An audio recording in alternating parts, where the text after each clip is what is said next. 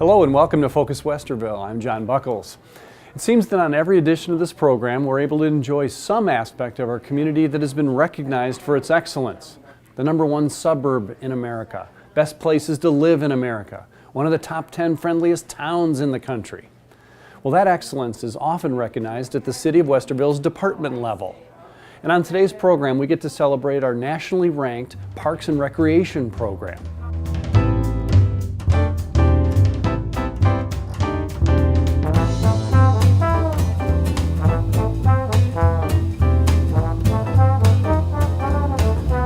The Gold Medal Award is the highest award that a community can receive for Parks and Recreation management and excellence in delivering services for a community. It's given by the National Recreation and Park Association, and we were honored to receive that award this year. It's the 4th time that our department's received that recognition, and we're the first department in the history of the program to receive that back to back to back. So it's really a tribute to our citizens in terms of them supporting us and us serving the community needs as to what they want for Park and Recreation. The National Gold Medal is really the most prestigious award that a Parks and Rec system can win. The fact that Westerville won it really was not a surprise to us. In Ohio and in Westerville, we get to see the work that those folks do every day. But it's a huge award and a huge thing for the city. And that really is a tribute to the people there who understand their work in contributing to the quality of life of people in Westerville. I think they deserve the credit for that. I think it ranks pretty high. There's a set of criteria, but they evaluate our master planning process, our strategic planning process, the quality of our parks, how well they're maintained, the quality of our programs, the number of programs, our participation rates, our customer engagement, our citizen engagement process in terms of planning programs and events, as well as planning for the future to meet community recreation needs. And then they also evaluate our customer service satisfaction rankings. Oh, it brings so much value to our organization and to our community. It's valuable, and we cannot enumerate the value because it goes beyond dollars and cents. It goes to the core of our being, our values. And values, believe it or not, play into how we recreate, how we recreate ourselves in leisure moments. Because if we don't know how to properly recreate, then we never really revive ourselves, and we really never live and experience all there is good in our world and in our communities. We are kind of the best across the country, but more so locally, what it means for our community is really people want to be associated with winners, and so it's a testament that we're doing the right things the right way, and it's an opportunity for us to extend our partnerships and collaborate with other agencies and organizations to provide better service for our community. Oh, well, anyone who's involved with the senior centers knows that the mission of Parks and Recs is very broad and deep, both. I think it would be a totally different city if we didn't have the Parks and Recreation, the walking trails and bike paths. They're just a big part of Westerville. The community center and the senior center are a big part of Westerville, and well run and used a lot. And yeah, I can't really imagine Westerville without it. Communities across the country aspire to engage their citizens like we have been able to do here and gather that support. It's kind of the Super Bowl or the Academy Award for our profession to be able to receive that recognition, and it's just an honor to be able to do that on behalf of the citizens of Westerville. It means we're doing the right things the right way, and it's just a testament to all the hard work that we do every day as a team. So how about that, Westerville? Back to back to back, #1 in the country. Did you know that 9 out of 10 residents enjoy some aspect of our parks program each year? And from senior adults to preschoolers, you say you like it a lot. I really love the Westerville Senior Center. I come Monday, Wednesday, and Friday. And I also come here on Tuesday because I go to Lunch Bunch every month. So And I also use the senior center bus to go grocery shopping.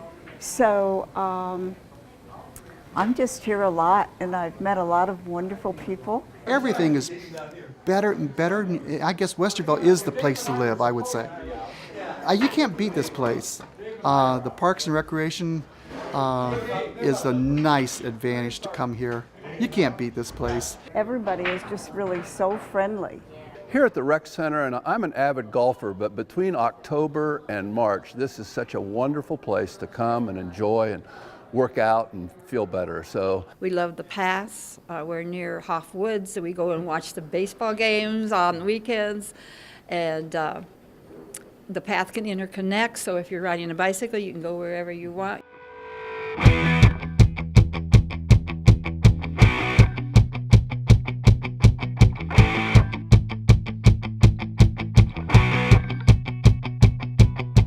Each year, thousands of you utilize our nearly 30 miles of the Westerville's recreation pathways. This multi-use network of leisure paths and bikeways continues to develop with the multiple connectors and entry points throughout our city.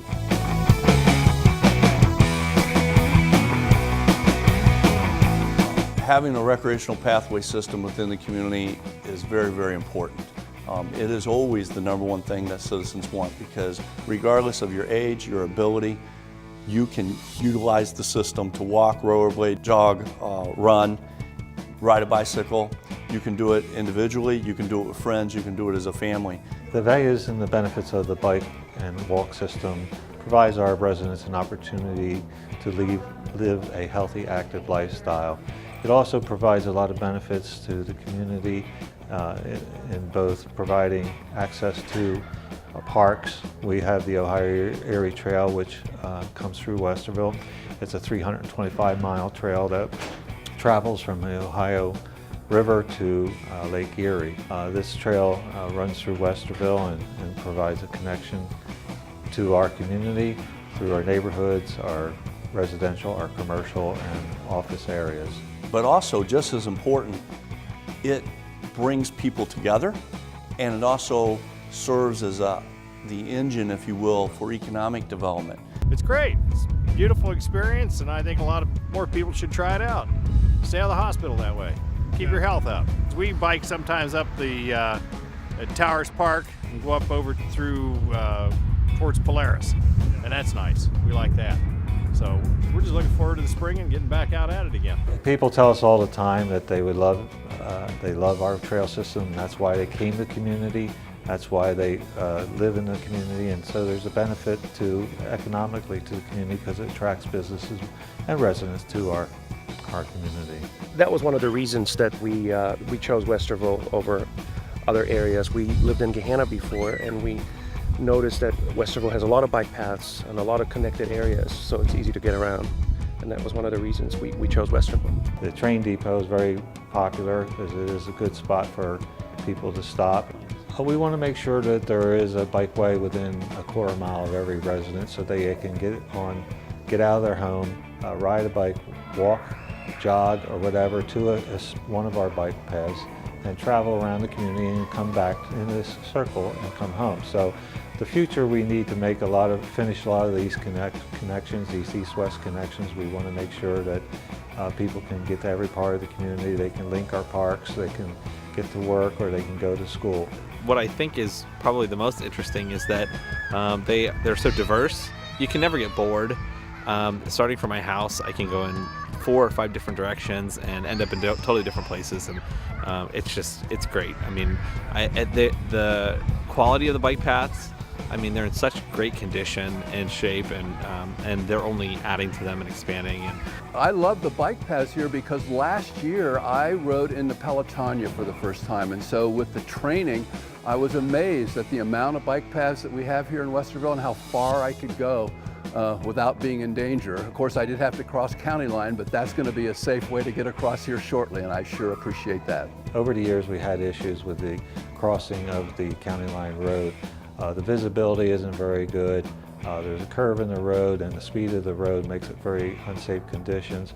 There's no safe island in the middle of County Line Road, so we're really happy to get $500,000 in funding to construct the bridge over County Line Road on the Ohio Erie Trail. I ride bikes all the time and walk them all the time. We're here a lot, even with this little dog here, you know. I come out here every once in a while with my nephew and chase him around on the bikes, and we have a good time, you know. So I think it's great, actually.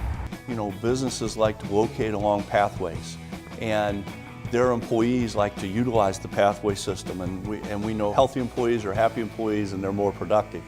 We know that it provides opportunities for entrepreneurs to be in business.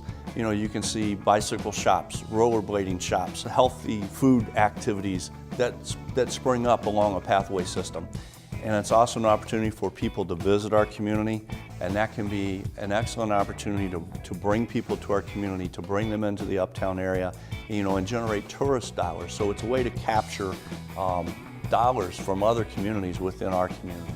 There are few community resources that are as accessible and convenient as our bike and walkway system. It's quite extensive, high quality, and well maintained, and a great value in helping us maintain healthy and active lifestyles. Well, it's very important that we have safe use of our trails, and so we have several rules people need to abide by, and one is to stay to the right when they're walking down the trail and announce passing and always pass on the left. Try not to block the trail if you're talking and want to stop. You know, step off the trail, allow people to come through. Ride the bike signal file so that you're easily can get by the walkers and the joggers. Make sure that if you're out there walking your dog that you follow our scooper laws. Speed limits, you know, transportational cyclists tend to ride on the roads and move fairly fast. And so when you're riding on a recreational trail, you need to stay within the 15-mile-per-hour speed limit that's posted.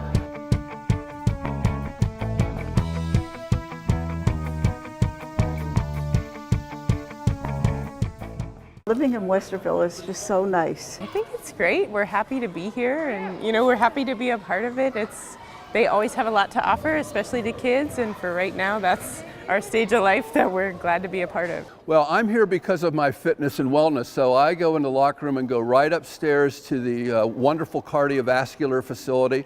I usually do a triathlon of some combination of steppers, the stairs, the stationary bikes, walking around the elevated track, which by the way is 10 laps per the mile, so you don't get dizzy on this track. It's a very large, generous, well-maintained track where everybody's going the same direction. There's a walking part of the path of the track and a running part of the track.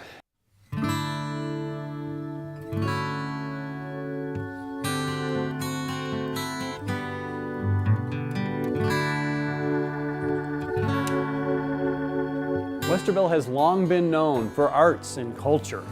From the annual Music and Arts Festival to a nationally ranked university theater program to hundreds of parks programs and events. Beyond its beauty, the arts contribute to our city identity and pride. The Parks and Rec Department has taken the arts and culture to a new level here in Westerville. Arts and culture programs are very important because they bring so much value to a community.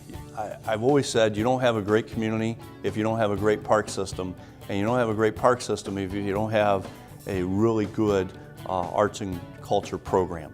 And so some of the things that we have focused on to date are really the expansion of the sculpture program, the community public art program that we have. We started off with 15 sculptures that are within the community. We now have had a donor donate, an artist donate sculptures that are valued in the neighborhood of $250,000 that are really going to enhance the appearance and the importance of arts within our community. My name is Annette Jefferson, and I am with DARC Enterprises, and we are the facilitators for this evening's event. Our mission is linking the past to the present to inspire futures. This is a project of Westerville's Parks and Recreation Department, and it's just a part of a national program called created equal, the struggle for America's civil rights. And it involves a series of several documentaries. The first one was about the Freedom Riders. This is our second documentary, The Loving Story. They do tremendous service in Westerville. I mean, mostly I got into things like line dancing when I first moved here, but I'm glad that they do more serious things like this too, about the civil rights movement. And it means a lot to me. Well, how we recreate is very much a part of our culture. And so it seems fitting that Parks and Recs of Westerville should be involved in this kind of project that gets people not only to come and relax, but to think and interact with other people, to consider, and then to move forward. You found me just in time and changed my lonely life. Yes, we're here for a cool dance. They're going to play some of the old music, and we'll get to do some good old-fashioned ballroom dancing, and we're looking forward to it. I think it would be a totally different city if we didn't have the Parks and Recreation.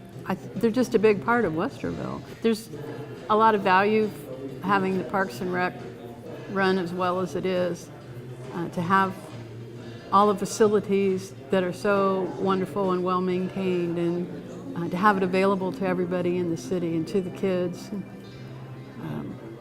Place for them to go and to play, and place for seniors to gather and be together and not be lonely. And there's a lot. It adds value to our lives to have it.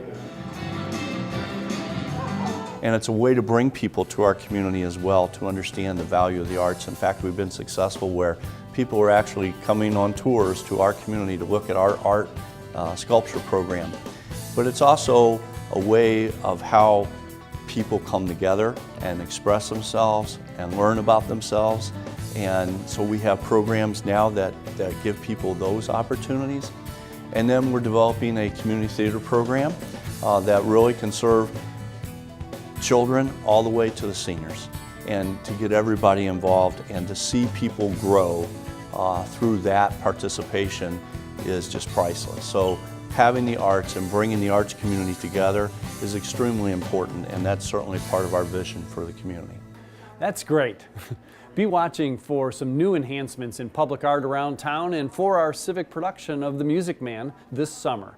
They make Westerville so much more appealing because they have such a solid parks department, and they maintain the parks. And just like I said, there's so much diversity. You can go to so many different parks.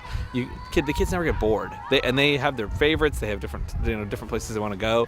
Oh, I think probably pretty good. Otherwise, it'd be somewhat undistinguishable from the other communities, right? Except that we have Hoover and Allen close, and quite a lot of golf courses and parks. But this is a great area, I think, Westerville, and this kind of does help to separate us a bit. We go to the Westerville Library a lot, and a lot of times I can't get out of the library without hitting this little park on our way home, and so this is what we're doing today. It's just a good place to live, and you compare and contrast it with other cities of its size or bigger, and you see, yeah, this is not a bad place to be.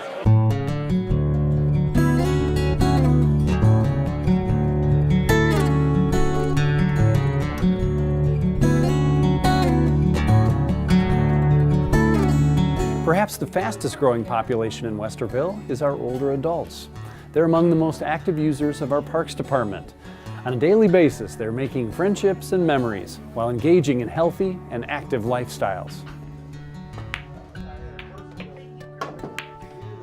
Living in Westerville, the Parks and Recs department supervises or funds or coordinates, however you want to say it, the senior centers. And the senior centers offer the whole range of activities, more than anyone could possibly do. There are classes, and there's line dancing, and there's bridge, and there's cooking classes, and just an amazing number of different things. So our older adult population, we know that age demographic is going to continue to grow, and so we're beginning to plan and make adjustments in our programming offerings that we provide the community. We know, for example, baby boomers want to be more active. They want to be engaged in healthy, active lifestyles. And so we're developing fitness and exercise programs that are really targeting the baby boomers. But also we know the baby boomers want to be engaged and give back to a community. And so we're developing a volunteer program and expanding that for how they can get involved and really make a difference in people's lives within our community and you know, kind of pay it forward. My name is David Vargo. I have been coming here to the Westerville Senior Center for over a year, and basically I came here because my wife said, I'm retired. My wife says, why don't you come over here and just meet the guys and shoot some pool. I mean, well, look what we got. I mean, we got 3 nice tables. We're out of the way of everybody else. You go to some of the other senior centers, a lot of them, they have their pool tables right out in the middle of all the traffic area. Well, they got us back here in the back. There's not a whole lot of traffic. It's nice and quiet. If we get a little out of hand, which at times we can, we're not disturbing everybody else because we're back here in the corner. For $12 a membership for a year here, you can't beat it. It gives people someplace to go. And I mean, like even, not so myself because I drive a lot, but even like the bus service we have, you know, it takes people to the grocery store, it takes people to the doctors, it brings people here. I mean, and like then they serve lunches here like, you know, a couple days a week. But when I came here, I thought, I love it. These guys are wonderful. They treated me like I was part of their group. You can do just about everything here. I think the easier question would be, what can't you do here? I mean, there's everything. There's all kinds of arts, from painting to sketching to carving, jewelry making, extensive camera and photo courses. I teach the Photoshop. As a senior, that's offered here and the things that I'm able to do. The Westerville Seniors Golf League is both an 18-hole and a 9-hole golf league every week, April through the first week of October. I've also benefited from some senior activities, like we have a computer user group every other week. It's looking more like a face than it is a brew. With our older segment, we're looking at how can we get those individuals involved in programming and exercising so that they may reduce, for example, the amount of falls that they may have or reduce injuries that they have. So we have developed fitness programs and social programs to connect them with resources and meet other people, and then also exercise in a way that's safe but eliminates or reduces injury factors to older adults. I'm just amazed when I look at the book and see all the things that are available for seniors in Westerville. And they really care about, the seniors. What a joy to see so many of our older adults enjoying themselves, not only here at the Senior Center, but at the Community Center and in the great outdoors.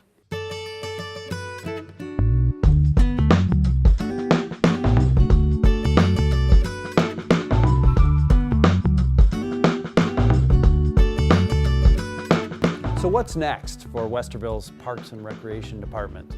How can we continue down this path of excellence to preserve and protect the value that Parks and Recreation contributes to our city? One of the things that I believe we do at a high level with our community is engage our citizens in a planning process. And so over the last year and a half, we've engaged the community in a planning process for a master plan for the Park and Recreation system, which really outlines where do we want to be in the next 15 to 20 years.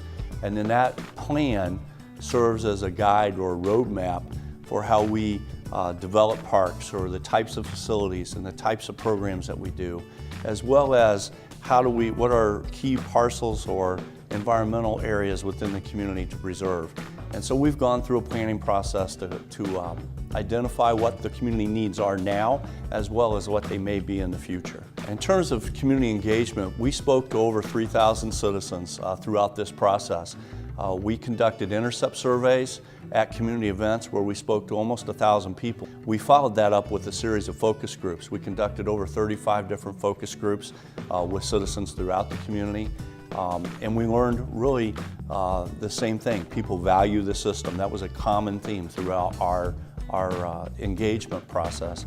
We then spoke with community leaders and did one-on-one interviews with the business community, the Chamber of Commerce, major corporations within our community to gather input from them. And then we followed that up with a statistically valid random sample survey. They had a margin of error plus or minus of 4%. So what that did was give us statistically valid information about what citizens feel and are important for the park and recreation system, as well as where do they want to be in the future. And what we learned was everything through this process was 93% of citizens utilize the park and recreation system. The national average is in about the 40 percentile range. So our community really is engaged in our process and values what we bring to the table. All of us that have been teaching were allowed to put in however many pages of input we wanted to put in. This is what I would like to see in the computer lab, or this is what I would like to see in what I teach, or right down to we need more storage for this particular class or this particular activity. So our input was I feel valued. We also learned that 67% of the citizens utilize or rate the quality of our programs as excellent. 66%, I believe it is, value the quality of maintenance within our parks, that it's always at a high level. All of the scores that we attained through this survey were double the national average in every category. And so again, it's a testament to, are we doing the right things? Are we doing them the right way? And the value we bring to the community and how we engage the community in the planning process.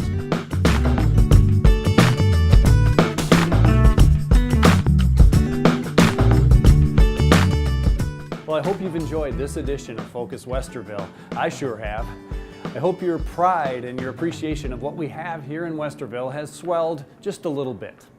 And if you want more information about anything related to our Parks and Recreation Department, visit the city's website at www.westerville.org and browse the hundreds of events and programs and services going on each year. I'm John Buckles, and we'll see you next time on Focus Westerville.